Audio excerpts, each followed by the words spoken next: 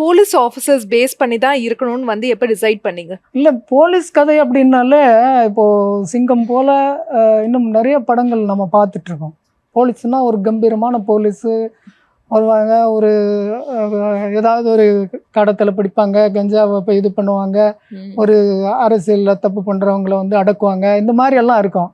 அந்த மாதிரி எதுவும் இல்லாமல் ஒரு போலீஸ் ஸ்டேஷனுக்குள்ளே ஒரு மொக்க கான்ஸ்டபிள், ஒரு மொக்க கான்ஸ்டபிள் 2 பேர், ஹீரோயின் ஒரு லேடி கான்ஸ்டபிள், ஒரு ஜென் கான்ஸ்டபிள், 2 பேருக்குள்ளே யார் முதல்ல வந்துட்டு எஸ்ஐ ஆகுறது, இன்ஸ்பெக்டர் ஆகுறதுன்னு ஒரு தாமஞ்சேரி ஒரு போட்டி. இந்த போட்டியில் வந்துட்டு அவங்களுக்குள்ளான ஒரு மோதல், அது காதலா? அது காதலாக மாறுது.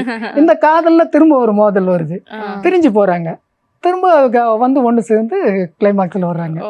ஆனால் அவள் தான் இன்ஸ்பெக்டர் ஆகிறா. அதுக்கு காரணம் என்னன்னு பார்த்தீங்கன்னா, இவன் தனக்கு வந்த ப்ரமோஷனை அவனுக்காக விட்டு தந்துருக்கான், காதலுக்குனால.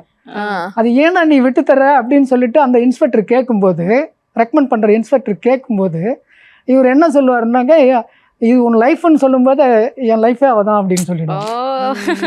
அப்படி சொல்லிடுவான். ஏன்னா காதலுக்காக அந்த மாதிரியான ஒரு விஷயம்.